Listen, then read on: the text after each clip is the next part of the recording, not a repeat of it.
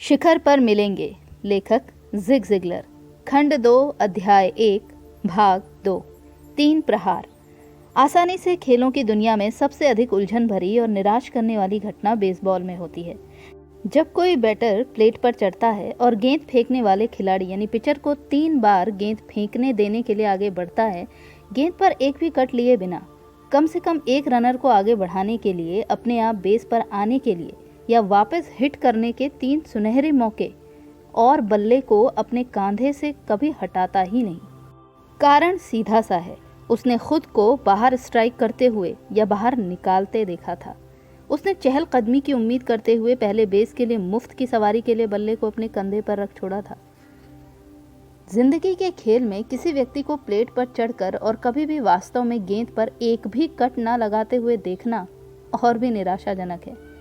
Larry किम्जी MD के अनुसार वो सबसे ज्यादा असफल व्यक्ति है क्योंकि वो कोशिश नहीं करता।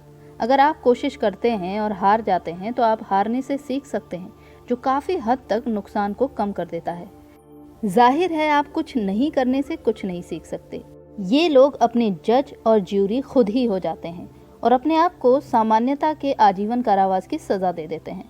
वे वास्तव में कभी भी जिंदगी के खेल में उतरकर गेंद पर एक ईमानदार कट नहीं लगाते। वे अपने सबसे बुरे दुश्मन और सबसे ज्यादा अंधे अंपायर होते हैं। उनकी आत्म छवि असफल होने की, गिरने की या बाहर स्ट्राइक करने की होती है। दुर्भाग्य से फिर उनका दिमाग उस तस्वीर को पूरा कर देता है और योग्यता वाला एक और व्यक्ति उस हो सकता था कि बेकार कतरनों के ढेर में शामिल हो जाता है। स्वर्गीय डॉक्टर मैक्सवेल माल्ट्स, जो कि अंतर्राष्ट्रीय रूप से विख्यात प्लास्टिक सर्जन थे और 1 करोड़ से भी अधिक जिनकी प्रतियां बिकी, उन स्वयं सहायता पुस्तकों के लेखक थे, कहते हैं कि यही कारण है कि किसी भी मनोचिकित्सा का ध्येय रोगी की आत्म छवि को बदलना होता है। आपको अपने आप में विश्वास करना होगा। सफलता और खुशी दोनों के लिए शुरुआती चीज स्वस्थ आत्म छवि ही है। सुविख्यात लेखक व मनोवैज्ञानिक डॉक्टर जॉयस ब्रदर्स कहते हैं कि किसी व्यक्ति की अपने बारे में धारणा उसके व्यक्तित्व का सबसे महत्वपूर्ण भाग है। ये मानव व्यवहार के हर पहलू को प्रभावित करती है।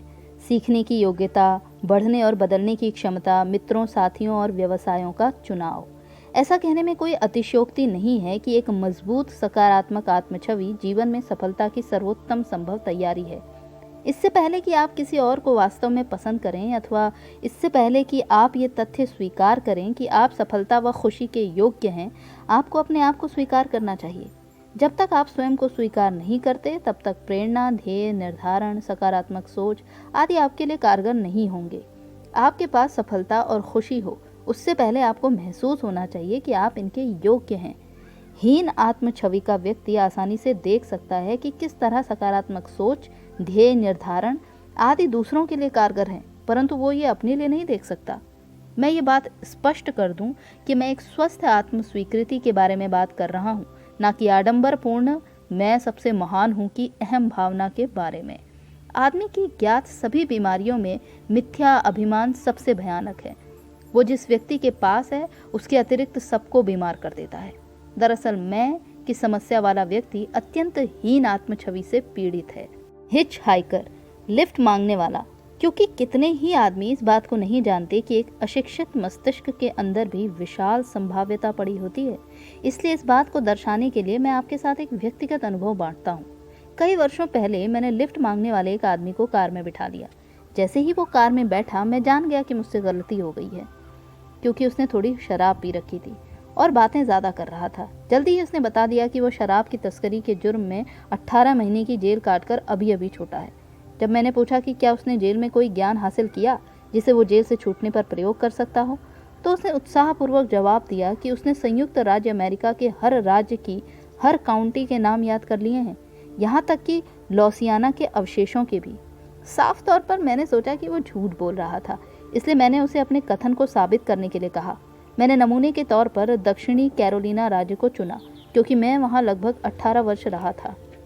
मेरे बगल में बैठे उस व्यक्ति ने, जो कि बहुत कम शिक्षित था, ये दिखा दिया कि उसे उस राज्य की सभी काउंटियों के नाम वाकई में याद थे, और वो ये साबित करने के लिए उत्सुक था कि उसे दूसरे राज्यों के भी नाम याद हैं। मुझे इस बारे में कोई ज्ञान नहीं है कि उसने इस विशेष प्रोजेक्ट को ही क्यों चुना और स्पष्ट रूप से इस निरर्थक सूचना को हासिल करने में इतना समय लगाया।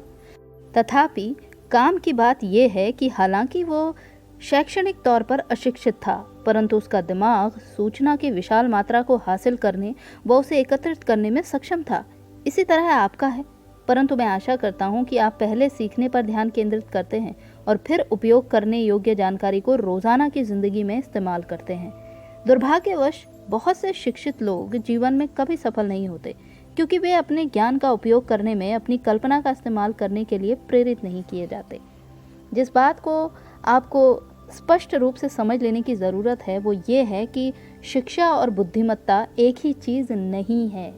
3 अत्यंत बुद्धिमान और सफल व्यक्तियों जिन्हें मैं जानता हूँ, उन्होंने तीसरी, 5वीं व 8वीं कक्षा पास की थी। फोर्ड ने 14 वर्ष की आयु में स्कूल छोड़ दिया था और IBM के संस्थापक थॉमस जे वॉटसन $6 प्रति हफ्ते की सेल्समैन की नौकरी से निदेशक मंडल के अध्यक्ष पद तक पहुंच गया था।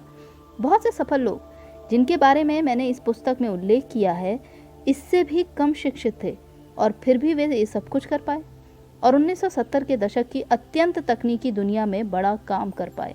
अतः कम शैक्षणिक योग्यता हीन आत्म छवि रखने का कोई बहाना नहीं है और निश्चित रूप से ये इसका कारण भी नहीं है। स्पष्ट रूप से शिक्षा महत्वपूर्ण है, परंतु लगन उससे भी अधिक महत्वपूर्ण है। ये पुस्तक सिर्फ आपको शिक्षित करने या जानकारी देने के लिए नहीं लिखी गई है। हालांकि मैं निश्चित रूप से अपेक्षा रखता हूँ कि आप इससे बहुत कुछ सीखेंगे। ये आपको असफलता के बहानों से छुटकारा पाने में मदद करने और आपसे अपनी क्षमता का पूरा उपयोग करने के लिए खुद को समर्पित कर देने के आग्रह के साथ आपको सफल होने के कारण और विधियां बताने के लिए लिखी गई है। $50,000 वाला असफल व्यक्ति। बहुत से मायनों में चीजें परस्पर संबद्ध हैं। एक आदमी जो प्रतिवर्ष $50,000 कमाता है, उसे असफल करार दिया जा सकता है अगर वो इस राशि से 5 गुना ज्यादा कमाने में सक्षम है। दूसरी ओर जो व्यक्ति प्रतिवर्ष $10,000 कमाता है, वो अत्यंत सफल व्यक्ति हो सकता है अगर वो अपनी प्रतिभा और योग्यता का अधिक हिस्सा प्रयोग कर रहा है। मैं जानता हूँ कि प्रतिभाएं बदलती रहती हैं और योग्यता में हम सब बराबर नहीं बनाए गए हैं। मैं ये भी जानता हूँ कि हम में से कोई भी अपनी सारी योग्यता इस्तेमाल नहीं करता। सच तो ये है कि हम में से बहुत कम लोग ही अपनी अधिकांश योग्यता का प्रयोग करते हैं। इस पुस्तक में मेरा एक उद्देश्य आपको इस बात के लिए सहमत करना है कि आपके पास जितनी आप सोचते हैं उससे कहीं अधिक योग्यता है और फिर आपको उस योग्यता के और अधिक हिस्से को इस्तेमाल करने के लिए प्रेरित करना है।